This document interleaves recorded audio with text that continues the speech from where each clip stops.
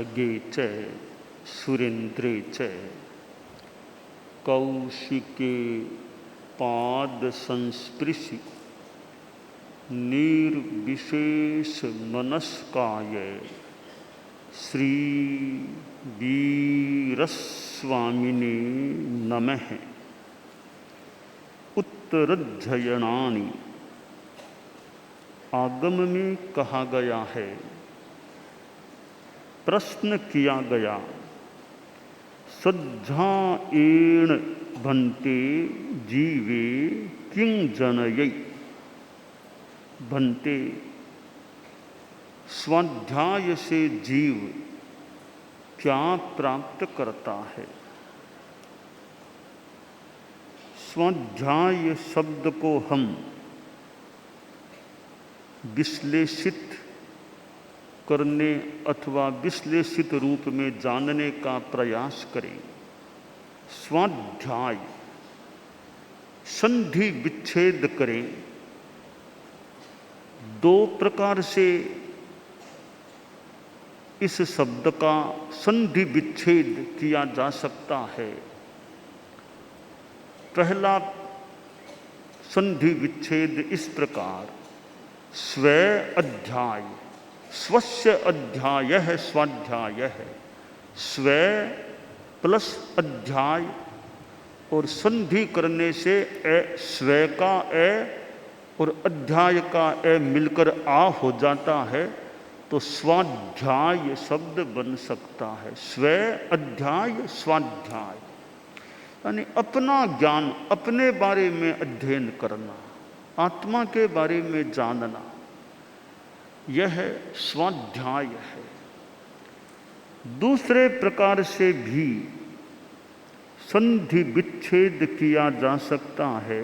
वह इस प्रकार, सु आ अध्याय, सु सुष्ठु, सुष्ठु रूपेण, आ समन्तात अथवा आ मर्यादया अध्याय अध्ययनम, कि भली भांति मर्यादा पूर्वक समग्र रूपेण अध्ययन करना स्वाध्याय है। कि कुछ भी पढ़ें स्वाध्याय तो सुष्ठु रूपेण। सुष्ठु कैसे भी, एक तो जो काल अकाल स्वाध्यायी अस्वाध्यायी इनका भी ध्यान यथा योग्य दे ले और उसमें दत्तचित्त होने का प्रयास करें। स्वाध्याय करना है तो उसमें ध्यान उसमें लगाएं। अन्यथा मान लो कोई स्वाध्याय करे, मन भी और कहीं जा रहा है, आंखें भी इधर उधर देख रही है, कोई पढ़ा रहा है, बता रहा है, क्लास हो रही है, पर विद्यार्थी कोई इधर देखता है, कोई उधर, कोई बातें करता है, तो सु अध्याय नहीं होगा। सु के लिए भाई अच्छी तरह करो, उसमें ध्यान लगाओ, उस समय यथासंभवतया दूसरी बातें मत करो, अनावश्यक इधर उधर देखने में ध्यान मत दो। तो सु आ अध्याय, सुष्ठु रूपेण, आ समन्तात या आ मर्यादया, मर्यादा पूर्वक अध्ययन करो। भाई क्लास का टाइम क्या है, टाइम पर पहुंचने की चेष्टा करो। ऐसा नहीं कि टू लेट, इतना लेट हो जाओ क्लास पूरी होने को आ जाए। तो मर्यादा रखो, जो समय दिया गया है क्लास का उससे पहले पहले पहुंचने का प्रयास करो। क्लास संपन्न होने के बाद जाओ सामान्यतया, तो मर्यादा पूर्वक यह अध्ययन हो सकता है। तो दो प्रकार से संधि विच्छेद स्वाध्याय शब्द का हो सकता है। स्वाध्याय की यह परिभाषा, श्रुतस्याध्ययनम, स्वाध्याय श्रुत का हमारे आगम है, ऐसे उनका अध्ययन करना वह स्वाध्याय है। अब यह श्रुत धर्म और चरित्र धर्म, तो स्वाध्याय तो श्रुत धर्म है। सुय धम्मो सज्जायो, स्वाध्याय श्रुत धर्म है। सज्जा तो नाम सामा ये मादी जाग द्वाल संगम गणिपिडगम, हमारे 12 द्वादशांगी आती है। तो ये आगमों का फिर और भी ग्रंथ है, हमारे ग्रंथों का भी अध्ययन हो सकता है। तो ये ज्ञान का क्षेत्र है स्वाध्याय, और ज्ञान की दृष्टि से उपाध्याय महाराज वे उपाध्याय जो पढ़ाने वाले स्वयं अध्ययन करने वाले, दूसरों को पढ़ाने वाले, नमो उपाध्यायानम, उपाध्याय आचार्य भी यों वाचना देने वाले, आचार्य उपाध्याय जो वाचना दें, कोई अर्थ का अनुयोग कृदाचार्य, अनुयोग करने वाले आचार्य, और उपाध्यायस्तो पाठक है, सूत्र का और का जो भी पाठक है, उपाध्याय आचार्य उपाध्याय दोनों ही यों ज्ञान से भी जुड़े हुए कि उपाध्याय आचार्य। तो वैसे 11 अंग 12 उपांग को पढ़ने पढ़ाने वाले 25 गुणों से संपन्न उपाध्याय हैं। उपाध्याय के 25 गुण हैं, वे सारे ज्ञान से ही संबंधित हैं। उपाध्याय के तो सारे के सारे 25 गुण वो ज्ञान से, श्रुत से ही संबंधित है। आचार्य के 36 गुण हैं, वो ज्ञान से संबद्ध नहीं, वो तो आचार से उनसे ज़्यादा संबद्ध है कि 5 आचार, वो 9 बार आदि आदि, मुख्यतया वे आचार से जुड़े हुए प्रधानतया। और उपाध्याय के 25 गुण ज्ञान से जुड़े हुए हैं। आचार्य को हम आचार का प्रतीक मान लें, उपाध्याय को ज्ञान का प्रतीक मान लें, और यूँ वाचना देने में आचार्य का भी योगदान अनुयोग कृदाचार्य है। और जहाँ एक ही व्यक्ति आचार्य उपाध्याय दोनों का दायित्व वहन करने वाला हो, तो वहाँ तो दोनों एक ही व्यक्ति है, वे ही आचार्य हैं और वे ही उपाध्याय हैं। हमारे धर्म संघ में यूँ ऑफिशियली दूसरे कोई मुनि जी या साध्वी जी उपाध्याय के रूप में नियुक्त नहीं है। उपाध्याय, ऑफिशियल उपाध्याय का पद किसी के पास नहीं, किसी को नहीं दिया हुआ है। तो फिर आचार्य ही, वे ही आचार्य हैं, और माने तो उन्हीं को उपाध्याय के रूप में देख लें, भी उन्हीं पर है। आचार्य का दायित्व भी है और उपाध्याय का भी उन्हीं में वो मानो समाहित है। उपाध्याय को ज्ञान मूर्ति के रूप में देखें कि उनका तो मुख्य काम वर्तमान संदर्भों में आचार्य पर तो और भी दूसरे भी दायित्व व्यवस्था को लेकर भी अनेक कार्य आचार्य की जिम्मेवारी में।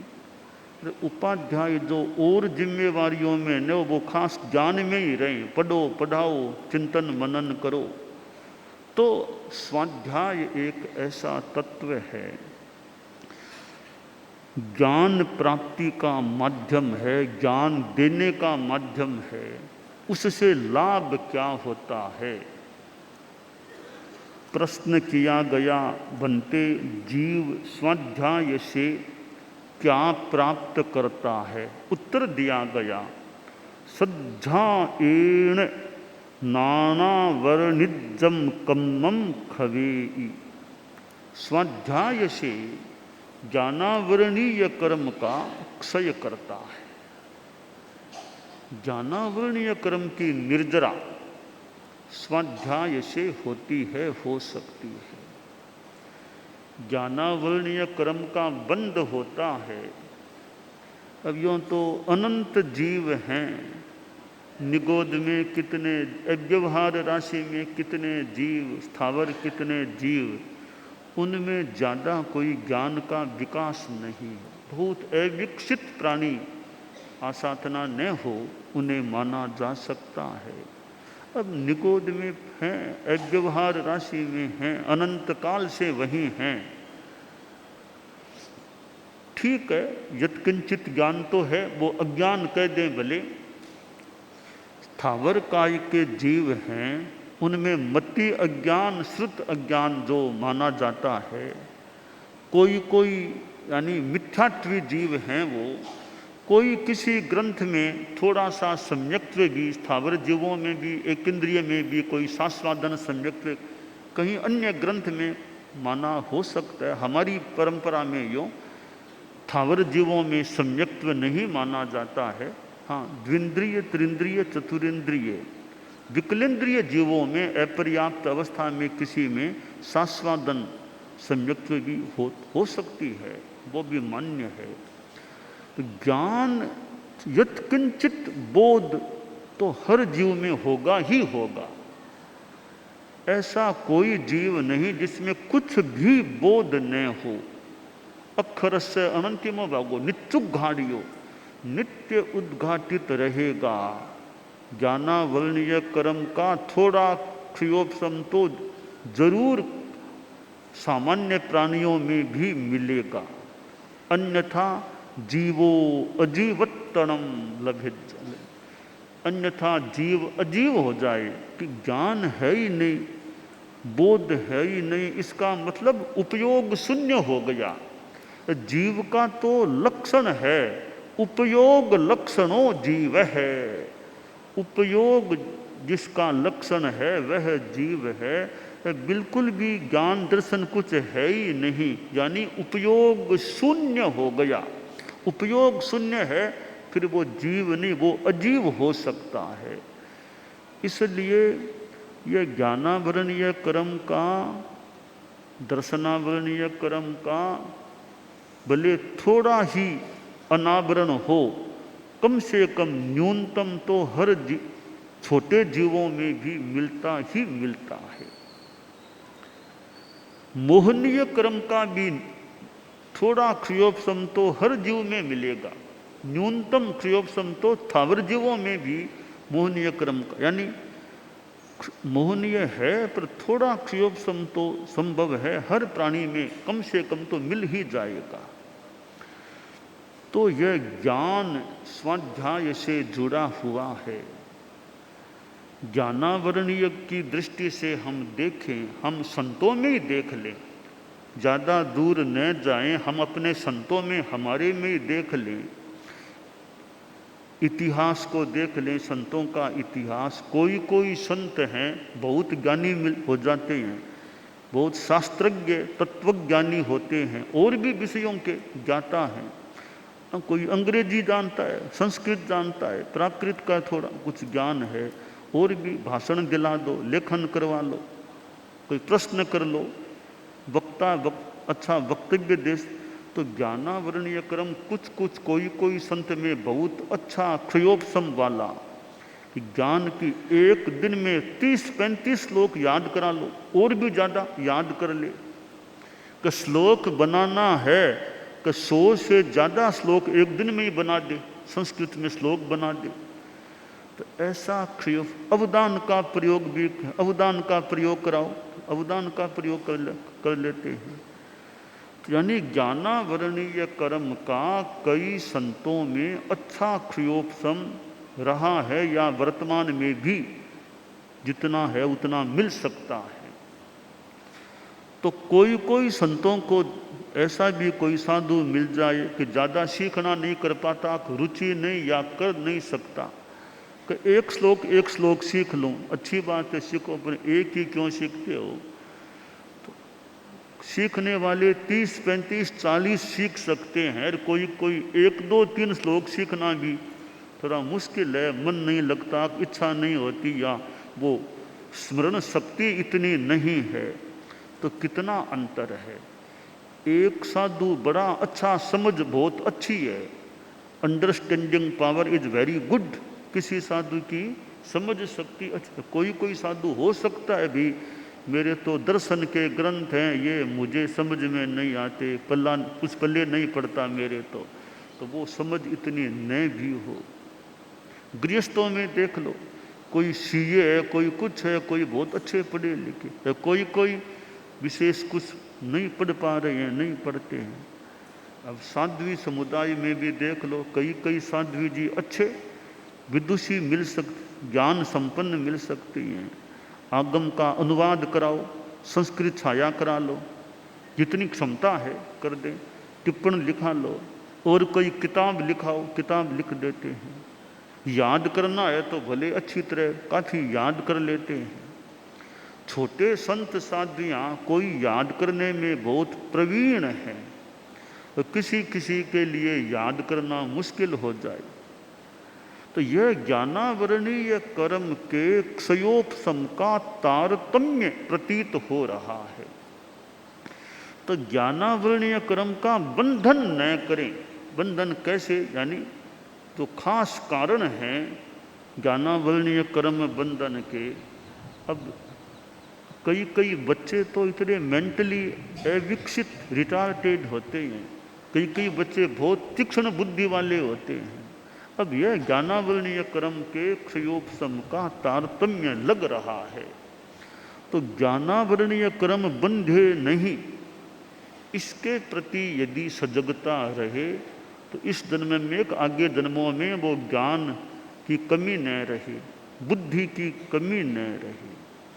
अब कोई व्यक्ति ज्ञान का या ज्ञानी का अपमान करता रहता है, भी क्या ज्ञान में पड़ा है, क्या ज्ञानी है, आसाधना करता है, ज्ञान की और ज्ञानी की आसाधना करता रहता है, तो ज्ञानावरणीय कर्म का कोई सघन बंद हो जाएगा तो ज्ञान या ज्ञानी से द्वेष प्रद्वेष भाव रखता है और ज्ञानांतराय ज्ञान प्राप्ति में बाधा डालता है, अंतराय डालता है। कोई सीख रहा है, उसके सीखने में बाधा डाल दे, वहाँ जाकर हल्ला करना शुरू कर दे। कोई पढ़ा रहा है, वहाँ जाकर शोरगुल करना शुरू कर दे कि इनके बाधा डालें। तो ज्ञान प्राप्ति में बाधा डालने से खुद के ज्ञानावरणीय कर्म का बंद हो सकता है। तो बाद में हम सोचें, रे मेरे तो ज्ञान इतना पल्ले नहीं पड़ता, याद भी नहीं कर सकता, ज़्यादा समझ शक्ति भी ज्ञान की नहीं है, तो हो सकता है कहीं पिछले जन्म में किसी जन्म में तुमने ज्ञानावरणीय का कोई ज़्यादा बंद किया होगा, तब आज यह मुसीबत तुम्हारे सामने आ रही है। तो यह ज्ञान के क्षेत्र में अगर ज्ञान के प्रति सम्मान का भाव है, बुद्धि के प्रति सम्मान का भाव है, ज्ञानी और बुद्धिमान की उस संदर्भ में आसाधना न करने का मनोभाव है और प्रमोद भाव है, ज्ञानी के प्रति ज्ञान के प्रति प्रमोद भाव, तो ज्ञानावरणीय कर्म हल्का पड़ सकता है, रह सकता है। यहाँ बताया गया सज्जाएण नानावरणिजम कम्मम खवेई कि स्वाध्याय करने से ज्ञानावरणीय कर्म को वह जीव क्षीण करता है। तो स्वाध्याय करते रहो, बुद्धि है उतनी है, पर प्रयास करते रहो, जितना हो सके उतना करो। तो करने से, स्वाध्याय करने से ज्ञानावरणीय कर्म का निर्जरण हो सकता है। तो पुरुषार्थ जितना हो सके करें। तो यह स्वाध्याय योग, सज्जाय जोगे पयो हविज्जा, यह स्वाध्याय योग है। तो इसमें भी आदमी पुरुषार्थ करता रहे। अगर देखिए कि हमारे साधु हैं, साध्वियाँ हैं, समणियाँ हैं, सारे कोई एक जैसे हों, यह बात कठिन है। ज्ञान के क्षेत्र में सारे एक प्रकार के ही मिल जाएं, यह कठिन है। हमारे जीवन में जो साधु संस्था के परिप्रेक्ष्य में देखें तो एक क्षेत्र है यह स्वाध्याय योग का, ज्ञान का क्षेत्र है। अध्ययन, अध्यापन, लेखन आदि ये ज्ञान का क्षेत्र है, स्वाध्याय योग का क्षेत्र है। ज्ञान मान लें, स्वाध्याय मान लें। दूसरा क्षेत्र है सेवा का, कि सेवा करने वाली है। तीसरा एक क्षेत्र तपस्या का है, तपस्या करो, मास खमन करो, 28 करोड़ वो करोड़, अमुक तप करो, अमुक, एक तपस्या का भी क्षेत्र है। और चौथा देखें तो ध्यान जप, इसमें ज़्यादा 4 घंटा 3 घंटा जाप करते हैं, ध्यान कर लो, जाप करो, कायल सरक, ये एक चौथा क्षेत्र बन सकता है। तो स्वाध्याय योग, इधर सेवा योग, तपो योग, ध्यान जप योग, ये 4 प्रकार के योग, 4 प्रकार के कार्य अनुष्ठान बन सकते हैं। हम साधु साध्वी समणी समुदाय में देखें कि स्वाध्याय योग, सेवा योग, तपो योग, ध्यान जप योग। अब इसमें कोई एक क्षेत्र तो कम से कम प्रधानतया चुन लें, एक को प्रधानतया अगर हम चुन लें कि मेरे लिए चारों में से एक तो खास, बाकी जितना करना हो उतना करें, एक खास कौन सा हो सकता है? अब जैसे यूँ तो सेवा तो कभी भी करनी पड़ जाए, वो तो मौके पर, भले विद्वान है तो भी सेवा में लगना पड़ जाए, परंतु एक जीवन को हम मुख्यतया किस में लगाएं? स्वाध्याय में लगाऊं या मैं इस सेवा में लगाऊं, तपस्या में लगाऊं या ध्यान जप में लगाऊं? अब ये 4 मार्ग हमारे सामने हैं। हम ये देखें, या तो बड़ों से थोड़ा गाइडेंस लो भी, मुझे किस में लगना चाहिए, स्वाध्याय में लगूं कि भैया वृत्ति में लगूं, किस में? अब जो साधु साध्वियाँ समणियाँ हैं, प्रतिभा उनकी अच्छी है, बुद्धि अच्छी है, बुद्धि बहुत, grasping power, understanding power, memory power, ये अच्छे हैं। छोटी उम्र है अभी तो, अच्छे ये ज्ञान में अच्छी रुचि भी है और क्षमता भी है। तो वह साधु साध्वी समणी अगर स्वाध्याय योग में ज़्यादा रहे तो वह ज्ञान का अच्छा, हम उदाहरण के लिए श्रीमद् जयाचार्य को याद कर सकते हैं। लगता है उन्होंने स्वाध्याय योग में काफ़ी अपने आप को लगाया। मुनि श्री हेमराज जी स्वामी सिरियारी की सन्निधि मिली और मुनि श्री जीतमल जी स्वामी ने स्वाध्याय में काफ़ी अपने आप को नियोजित किया होगा।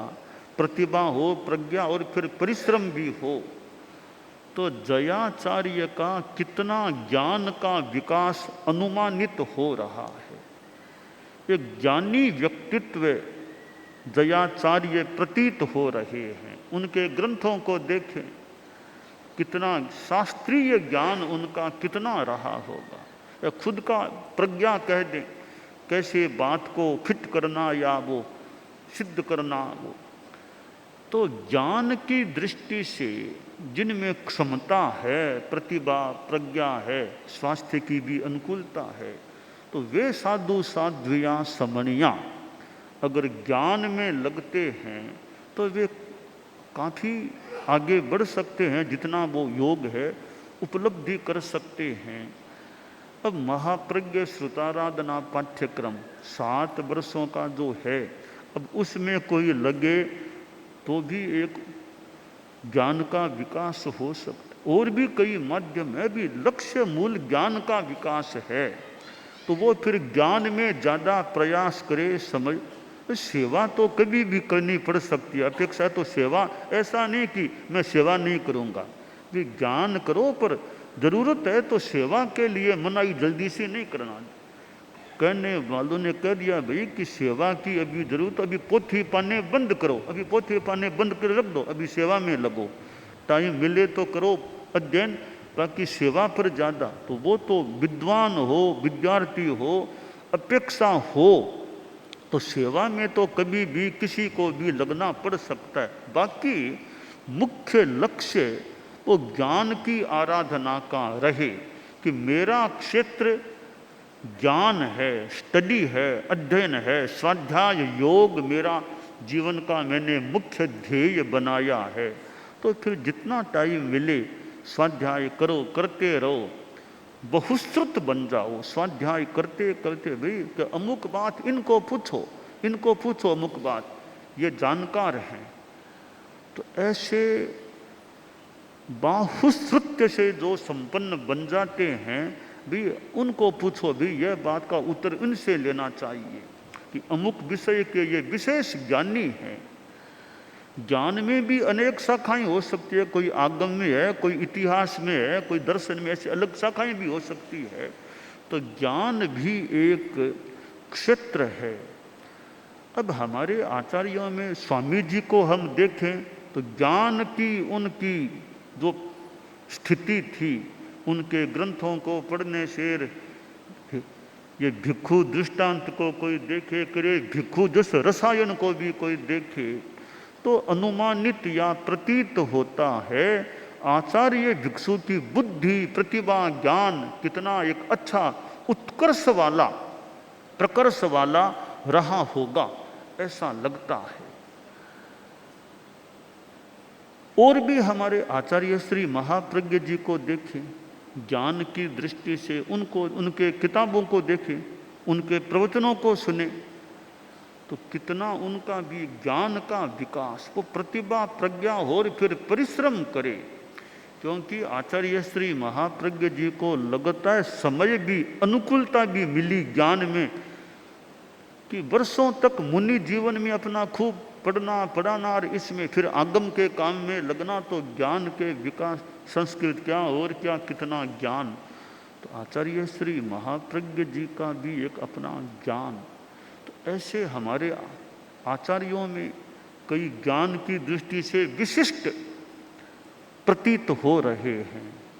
अब आचार्य श्री तुलसी को देखें, रचना धर्मिता, उनके ये आख्यान व्याख्यान देखें, अनुमान संभावना बनती है कि रचना धर्मिता उनकी कितनी अच्छी थी। संस्कृत भाषा का देखें आचार्य श्री तुलसी का ज्ञान, संस्कृत भाषा का व्याकरण का ज्ञान देखें, और भी पढ़ाने का साहित्य जो भी संस्कृत का ज्ञान, तत्वज्ञान देखें आचार्य श्री तुलसी का, उनका तत्वज्ञान भी कैसा था। तेरा पंथ का सिद्धांत बताना हो आचार्य श्री तुलसी को, वो कैसे तेरा पंथ के सिद्धांतों की व्याख्या करते थे। राग रागिणियों का ज्ञान देखो, राग रागिणियों का संभवतः जो ज्ञान आचार्य श्री तुलसी के पास था, अब तो कैसेट तो भले मिल जाएं कहीं, कैसेट और ये तो ये चीज़ें, उनमें आज भी उनके गीत, तो राग रागिणियों का भी, रामायण का इतने राग के गीत हैं, और भी भगवती जोड़ के भी राग रागिणियाँ वगैरह। तो आचार्य श्री तुलसी का भी संभावित प्रतीत कि कितना उनका अपने ढंग का ज्ञान था। ठीक है, अपनी अपनी दिशा ज्ञान की हो सकती है। तो ऐसे हमारे आचार्यों में कईयों में ज्ञान का वैशिष्ट्य प्रतीत हो रहा है। तो यानी ज्ञानावरणीय क्रम का उनके हल्कापन रहा होगा, है उन्होंने पुरुषार्थ किया, कितने कंठस्थ किए। आचार्य श्री तुलसी ने हजारों गाथा प्रमाण ज्ञान कंठस्थ किया था। आचार्य श्री महाप्रज्ञ जी ने भी संभवतः कई कितने ग्रंथों को और को कंठस्थ किया होगा। कंठस्थ करने की भी क्षमता चाहिए, या जल्दी सी याद हो जाए, चितालना चलता रहे। तो यह स्वाध्याय योग है।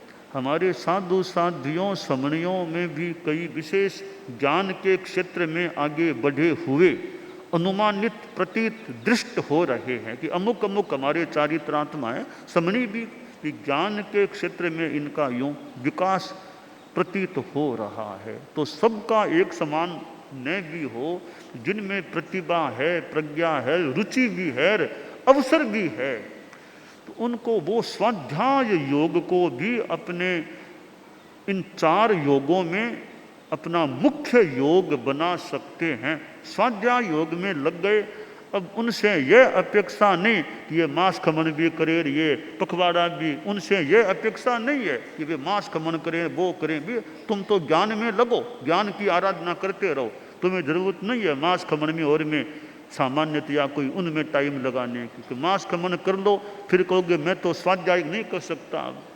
तो भाई तपस्या तुम्हारे लिए 2 नंबर पर है, तुम 1 नंबर तुम्हारे लिए ज्ञान है, ज्ञान में लगे रहो तुम, तो वो काम करो। तो स्वाध्याय योग। अब दूसरा तपो योग है। मान हम स्वाध्याय योग सेवा योग नंबर 2 में लें। अब कईयों की सेवा में, जिन्होंने सेवा योग को चुना है, तो भी उनके लिए ज्ञान में ज़्यादा टाइम भले मत लगाओ, तुम तो सेवा करो, छोटे संतों की सेवा करो, बड़ों की करो, और भी कोई बीमार आदि है या सेवा लेने के अधिकारी हैं, उनकी सेवा में रहो ज़्यादा। बस सेवा में ज़्यादा ध्यान, उसी में ज़्यादा नैपुण्य की सेवा करना है। तो कई वो सेवा भावी संत साध्वियाँ हों, भाई वो सेवा में ज़्यादा ध्यान दे, कैसे सेवा करना।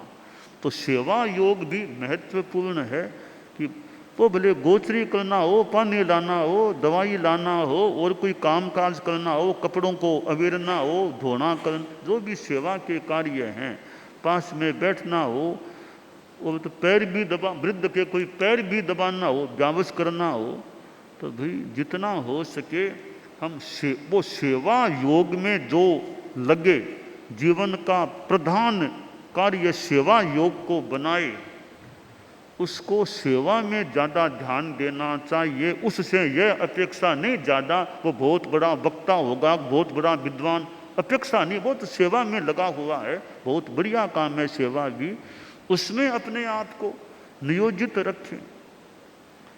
और कोई तपो योग में मुख्य लगे भी, मैं तपस्या करूँ, करो, मांस खमन कर लो भले। अभी कितनी शादियों ने वो मांस खमन और किए हैं, संतों में भी तपस्या। यहाँ अभी लाडनो प्रवास में संतों को भी देख लें कि 30 से पार, 40 से पार की तपस्या जो सामने प्रस्तुत हुई है, 40 से पार की तपस्या एक ही व्यक्ति ने अनेक बार। यह तो this is a like a miracle, this is like a miracle कि एक ही व्यक्ति ने लंबी तपस्या, लाडनों के प्रवास में लंबी तपस्या का पालना, एक बार नहीं अनेक बार लंबी तपस्या का पालना किया है। ऐसे मुनि जी भी हैं, तो वो भी बहुत बड़ी बात है। भी 40 पार की, 50 पार की कोई तपस्या करता है, अनेक बार यूँ एक ही व्यक्ति प्रस्तुत हो रहा है। और भी अन्य प्रकार की तपस्या या परिपाटी वगैरह जो है नाम है, ऐसी तपस्या में तो संतों में ऐसे कई नाम हैं। वर्तमान में यहाँ लाडनों में तपो योग में बहुत वो सामने आलोकित हो रहे हैं, प्रस्तुत हो रहे हैं। इधर शादियों में अभी तो इतने मांस कमन लग गया, थोड़ा बहुत ज़्यादा मांस कमन से, तो यह शादियों में भी तपस्या है। हाँ, तो यह तपस्या, थोड़ी बहुत तपस्या समणी में, थोड़ी बहुत समणी में भी सड़ी हो रही है। समणियों की संख्या भी थोड़ी कम है, फिर भी अपना अपना कहना, कोई स्वाध्याय योग में, कोई किसी योग। तो तपो योग भी एक है, कोई एकांतरा, कोई वर्षी तप, कोई बेले, कोई अभी मेरा काम तो तपस्या ही ज़्यादा है। तो ठीक है, वो तुम्हारे में क्षमता है, कोई योग है, तपस्या कर सकते हो, तो उसमें लगो, द्रव्य क्षेत्र काल भाव देख करके। तो सेवा, स्वाध्याय योग, सेवा योग, तपो योग। चौथा ध्यान जप योग। कोई सोचे भाई मेरे से कोई ज्ञान की मेरे में ज़्यादा नहीं है, न रुचि है न क्षमता है, शरीर की इतनी सक्षमता नहीं कि सेवा भी विशेष कर सकूं, तपस्या मेरे से होती नहीं है, वो भी अनुकूल नहीं। तो चौथा मार्ग है ध्यान जप योग। बस माला हाथ में लो या बिना माला भी जाप करो, ध्यान करो अपना, बस बैठे रहो, घंटा आधा घंटा बार बार ध्यान करो, कायोत्सर्ग ध्यान जप, उसमें समय लगाओ। नवकार मंत्र ले लो, लोगस का पाठ ले लो, नमोत्थुनम का पाठ, और कोई पाठ ले लो, और जाप करते रहो। थोड़ा बहुत याद है तो चितालना करते रहो, वो नहीं किताब देख कर थोड़ा चितालना कर लो, आराधना है 24 है वो कर लो, बाकी इसमें ज़्यादा लगो ध्यान। अब ये सेवा केंद्रों में जो साध्वियाँ हैं, संत भी हैं कहीं कहीं, थोड़े साध्वियाँ विशेषतया हैं, तो भी उनको भी ज्ञान का इतना अगर नहीं है हो तो बढ़िया, वरना भी तपस्या ज़्यादा होती नहीं है, सेवा करने की क्षमता नहीं, सेवा केंद्र में बैठे ही क्यों, सेवा देने वाले होते तो सेवा केंद्र में क्यों बैठे हैं। तो चौथा उनका मार्ग है ध्यान जप खूब करो, बस ज़्यादा अनावश्यक बात नहीं, मौन रखो, ज़्यादा ध्यान जप करते रहो, कर्म निर्जरा का इसको माध्यम बनाओ। तो ये चार चतुष्टयी जो है, स्वाध्याय योग, सेवा योग, तपो योग, ध्यान जप योग, इन चारों में से कोई एक रास्ता, कम से कम एक रास्ता हर साधु साध्वी, हम सभी चारित्रात्माएं हैं, हम सभी चारित्रात्माएं और समणिया को चार में से कोई एक रास्ता तो कम से कम मुख्यतया अपना जीवन का बना करके मैं इसमें लगूं, मेरी कर्म निर्जरा का माध्यम मैं इस योग को बनाऊं। तो एक रास्ता, एक मार्ग सामने होने से प्लानिंग के साथ आदमी आगे बढ़े और अपने कर्म निर्जरा करे, आत्मा को शुद्ध बनाए, खूब चित्त समाधि में रहे। और कभी कभी एक जीवन काल में कुछ वर्षों तक अमुक योग में रहे, अब दूसरा योग ले लिया कि भाई पहले तो मान लो बचपन था, जवानी थी, तब सेवा योग में लगे, खूब सेवा की, अब लगे भाई अब क्षमता मेरी भी कम हो गई है, अब मुझे भी 75-80 आ रहे हैं, तो ज़्यादा भागदौड़ करना। पहले तो गोचरी जाता 8 पात्रियों की झोली लेकर के आ जाता गोचरी में। हमारे में कभी कभी संत लोग आते हैं, वो लंबी झोली चलो कई पात्रियां लेकर आते हैं, कई 7-8 पात्रियां लेकर आते होंगे झोली में। बड़ा वर्ग हो तो भी इतनी झोलियां, इतनी बड़ी झोली, ये अच्छी बात है, सेवा कर रहे हो, इतना आहार आदि का इतना बोझ लेकर के आ रहे हो। पानी लाने वाले हैं, बड़ा घड़ा पानी का लाते हैं कि वो हमारे का साधियों का घड़ा तो छोटा होता है, संतों का घड़ा बड़ा होता है। हमारी भाषा में भी कहते हैं कि संतों का घड़ा साधियों का घड़ा, कि माप करना हो कि कितना पानी लाना, कि संतों का घड़ा 1 ले आओ, साधियों के घड़े 2 ले आओ। वो माप करते हैं तो कि साधियों का घड़ा, संतों का घड़ा, यानी साधियों का घड़ा छोटा हम लोग मानते हैं, संतों का घड़ा बड़ा, वो बड़ा जो कलश जो वो होता है वो बड़ा होता है। तो वो पानी लाना भी एक सेवा, भी पानी लाओ वो भी सेवा का काम है। तो यूँ भी कि शरीर ठीक था तब तक तो खूब सेवा की, अच्छा किया, अब थोड़ी उम्र का असर आ रहा है, अब सेवा को भले कम कर दो, अब और नहीं तो ध्यान जप में लगो, जो अनुकूलता थोड़ा तप करो, या जो कर सको थोड़ा स्वाध्याय करो। तो एक जीवन काल में चेंज भी हो सकता है। इतने वर्षों तक मैं सेवा में रहा, अब थोड़ा यह काम कम करना होगा, अब क्षमताएं कम हो रही है, तो अब ध्यान जप में लग जाओ भले। तो यूँ समय समय पर थोड़ा चारों योगों में किसी को गौण कर दें, किसी को मुख्य बना दें। तो गौण और मुख्य, प्रधान और गौण, कोई प्रधान है कोई गौण है। तो स्वाध्याय योगी के लिए सामान्यतया सेवा गौण हो जाए, अपेक्षा पड़ने पर तो सेवा मुख्य भी हो सकती है, तपस्या गौण रहे, ध्यान जप करे उतना करे, इतना ज़्यादा नहीं भी करे, क्योंकि मुख्य लक्ष्य स्वाध्याय योग है। आचार्य श्री महाप्रज्ञ जी को मैंने देखा तो मैं सोचता हूँ ये 4 बातें जो मैंने बताई, तो उनके जीवन में प्रधानता संभवतः स्वाध्याय योग की रही। उनके मुनि जीवन को देख लें, उनके युवाचार्य काल को देख लें, उनके आचार्य काल को देखें, तो उनके पूरे यूँ दीक्षा लेने के बाद के जीवन में मैं जहाँ तक सोचता हूँ, प्रधानता उनके जीवन में स्वाध्याय योग की रही। पढ़ना, पढ़ाना, वो पढ़ना, आगम काम करना, प्रेक्षा ध्यान का कराना, तो वो एक स्वाध्याय योग में प्रधानता उनकी रही। बाद में प्रेक्षा ध्यान भी उन्होंने वो उसमें भी कुछ उनका ज्ञान ने काम किया होगा, तो बाद में प्रेक्षा ध्यान पढ़े। तपो योग यो हम कहें भी पंचोला करो, 28 करो, वो आचार्य श्री के वो नहीं था।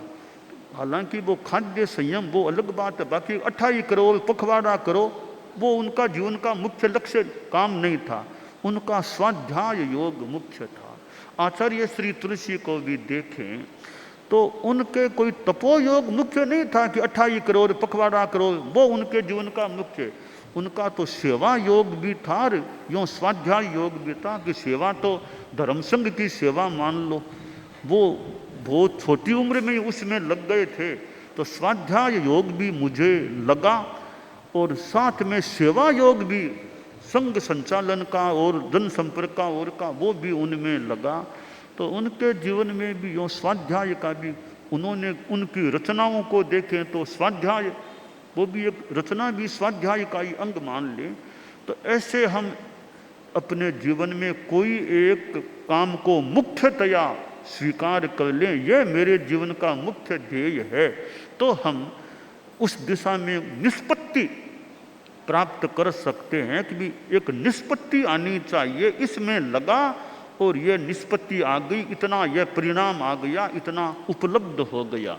तो ये आगमकार ने जो कहा है कि सज्जा एण नाना वर्णिजम कम्मम खवी, स्वाध्याय से ज्ञानावर्णीय क्रम को क्षीण करता है।